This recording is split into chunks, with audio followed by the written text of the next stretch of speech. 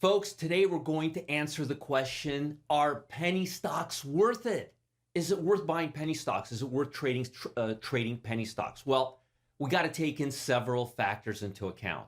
Again, it's never a simple answer, but let me point out several factors and I'll go through them one by one. And this will determine whether or not it's a good solution for you. Because for some people, it may be. For certain other people, it may not be.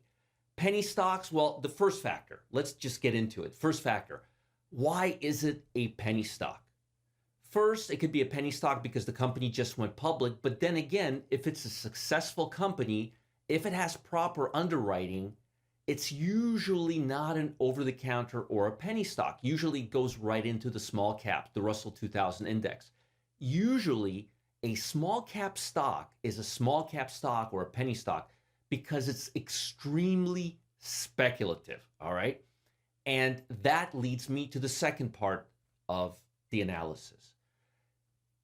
Because it's speculative, you have to be mindful of the fact that you don't want to put all your eggs in one basket. So even if you're going to trade penny stocks, and look, folks, I know guys who have $1,000,000 accounts, but they'll only put a very small percentage of their account into penny stocks, okay? So even if you do trade penny stocks, even if you like penny stocks, be mindful of the fact that there's an excess risk. There's a bigger risk with penny stocks than bigger stocks or blue chip stocks. You're gambling, you're risking. If you're mindful of that, if you understand that, if you realize that, and if you account for that, then it's okay. So again, if you have a $10,000 portfolio, maybe put $500, $1,000 into small cap stocks. So that's number one consideration. They're cheap for a reason and only use a very small percentage of your portfolio, preferably 5 to 10%. No more than 10% of your portfolio should go into penny stocks, and preferably 5. If you're a big trader, $500,000, that kind of a trader, $1,000,000, then maybe 2 to 3%. Now, another major factor, holding period. If you're planning on holding a stock for a long period of time, a penny stock may be a better solution than another type of stock. Why? Because penny stocks don't have high liquidity. And there's usually a big spread between the bid and the offer, okay? So you want to not get in and out, in and out, in and out of penny stocks because that's going to cost you. Sometimes the bid will be 5 cents and the offer will be 10 cents. So you're literally paying 50% of the trade. I'm being a little excessive right now, but I want to give you an example.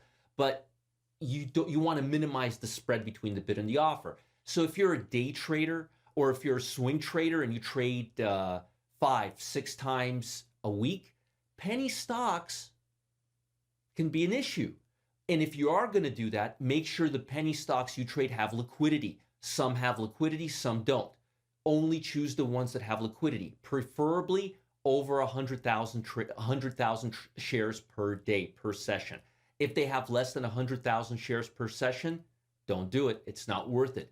The bid and ask spread will become as wide as the Grand Canyon, and that's going to cost you money. We don't want that. Next, penny stock traders. What's your expectations for the trade? Are you looking for a home run or are you looking for 10 cent, 15 cent? In other words, are you looking for a 5, 10, 15% gain or are you looking for a big winner? Big winners are rare and far in between from small caps. If you're going to gamble on a small caps, I've done studies, and a penny stock, in other words, a stock that costs between 5 and say 50 cents, the odds of that stock becoming a 10 bagger or a 50 bagger is about 1 in 100. Okay, but I'm not going to discourage you. There's a lot of 15, 20, 30% movers. So if you're expecting 10 baggers, small caps is not the way to go. You want to stick to medium cap stocks, stocks that have a market cap of about $1 billion to $2 billion. Penny stocks, look for small bumps. Look for 10, 15% gains. So again, there's nothing wrong with penny stocks, but I want to make sure you take certain factors into account. They're cheap for a reason. Be mindful of that.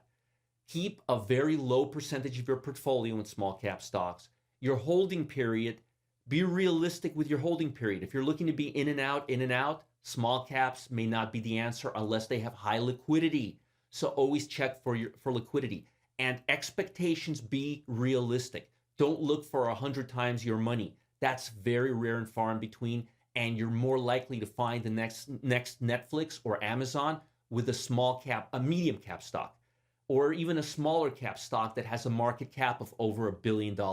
But if you're looking at penny stocks, 10, 15, 20% bumps are more realistic. Folks, I hope this helps answer the question of whether small caps, or excuse me, whether penny stocks are worth it. If you like this video, subscribe to our channel.